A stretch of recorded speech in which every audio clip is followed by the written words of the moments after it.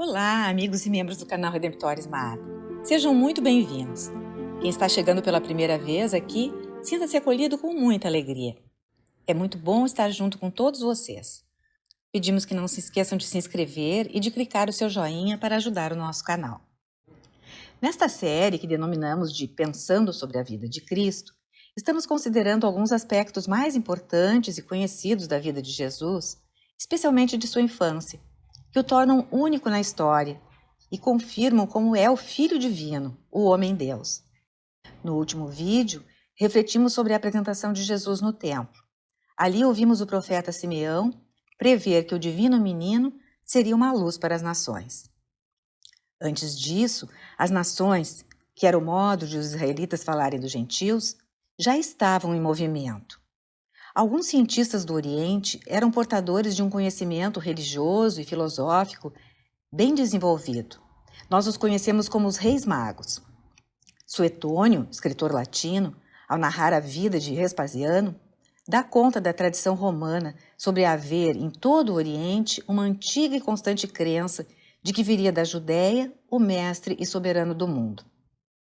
Crença que ele afirma ser apoiada em profecias indubitavelmente verdadeiras.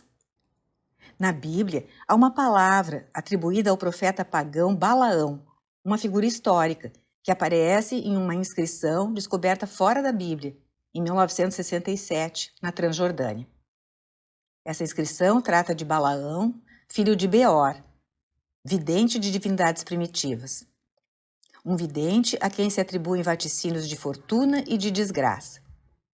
A Bíblia o apresenta como adivinho a serviço do rei de Moabe, que lhe pede uma maldição contra Israel. Balaão pretende fazê-lo, mas se vê impedido pelo próprio Deus, de modo que, em vez de uma maldição, anuncia uma bênção para Israel. Eu o vejo, mas não agora. Eu o contemplo, mas não de perto. Um astro procedente de Jacó se torna chefe. Um cetro se levanta, procedente de Israel. Essa profecia está no livro de Números, capítulo 24, versículo 17. E é muito importante essa profecia de salvação atribuída a ele por não ser hebreu, ser servo de outros deuses.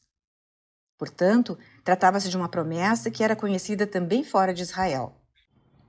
Os chamados Reis Magos se puseram a caminho com o desejo de conhecer o rei que nascera e viria governar o mundo. O salmista tinha profetizado que os reis do Oriente viriam prestar homenagem ao Emanuel. Seguindo uma estrela, os magos vieram a Jerusalém para perguntar a Herodes, que ali reinava, onde esse rei tinha nascido.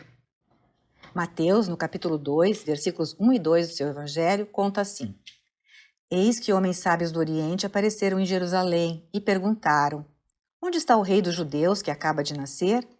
Vimos a sua estrela no Oriente e viemos adorá-lo. Foi uma estrela que conduziu esses homens. De fato, Deus falou aos gentios através da natureza e dos filósofos. Aos judeus, falou através de profecias. O tempo estava maduro para a vinda do Messias e o mundo inteiro tinha notícias disso, como já vimos no episódio número 2 dessa série, quando falávamos de fatos que distinguiam Jesus.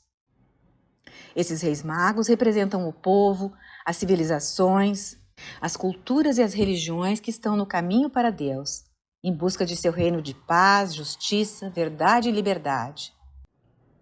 Os homens de que fala Mateus não eram apenas astrônomos, eram sábios no amplo sentido da palavra.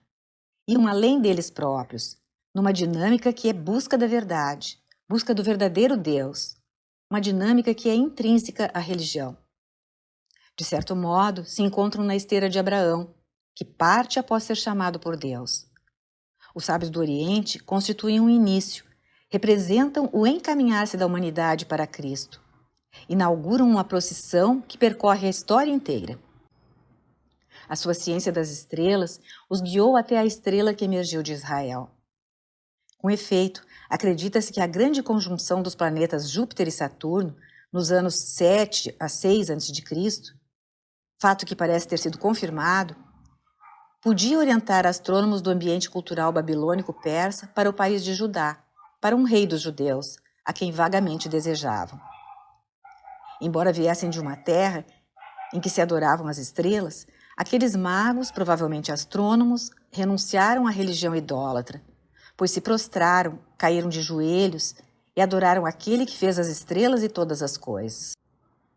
De acordo com as profecias de Isaías e Jeremias, os gentios vieram a ele desde os confins da terra.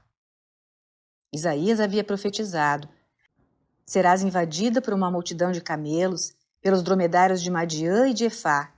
Virão todos de Sabá, trazendo ouro e incenso e publicando os louvores do Senhor. Quando os magos chegaram do Oriente com presentes para o menino, Herodes, o Grande, sabia que havia chegado a hora de o rei nascer.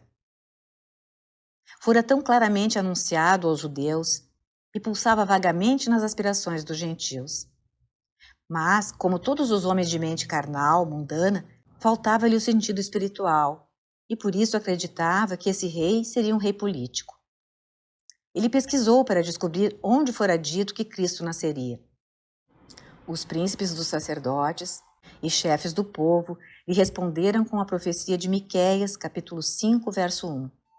E tu, Belém, terra de Judá, de modo algum és menor entre as principais cidades da Judéia, pois de ti sairá um chefe.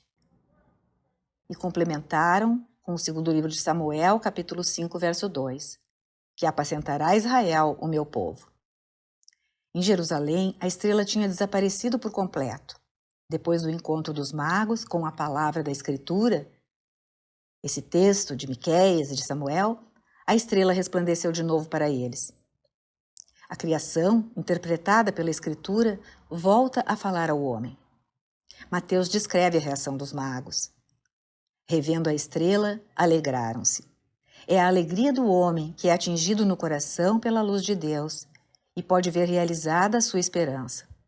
É a alegria daquele que encontrou e que foi encontrado. Entrando na casa, os magos encontraram o menino com Maria, sua mãe. Na presença do menino real, os magos prostram-se. Esta é a homenagem que se presta a um rei Deus. A partir disso, se explicam também os presentes que os magos oferecem.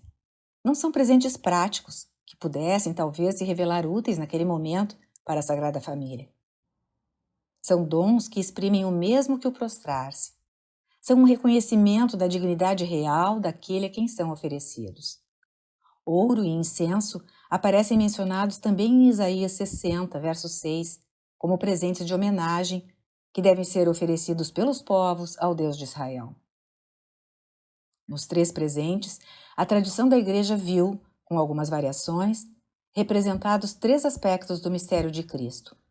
O ouro apontaria para a realeza de Jesus, o incenso para o Filho de Deus e a mirra para o mistério da sua paixão. De fato, no Evangelho de João, aparece a mirra depois da morte de Jesus. Diz-nos o evangelista que, para ungir o corpo de Jesus, Nicodemos tinha trazido a mirra entre outras coisas. É o capítulo 19, verso 39. Assim, através da mirra, o mistério da cruz está de novo ligado à realeza de Jesus e se preanuncia de maneira misteriosa, já na adoração dos magos. A unção é uma tentativa de se opor à morte, que só atinge o seu caráter definitivo com a corrupção. Quando, na manhã do primeiro dia da semana, as mulheres chegaram ao sepulcro para realizar a unção, que não tinha sido possível efetuar ao entardecer do dia da crucifixão, por causa do início imediato da festa da Páscoa, Jesus já tinha ressuscitado.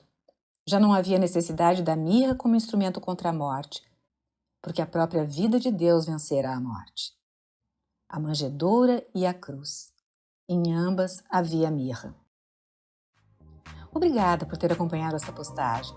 Se você gostou, clique seu like, inscreva-se no canal e acione o sininho para ser notificado de outras publicações.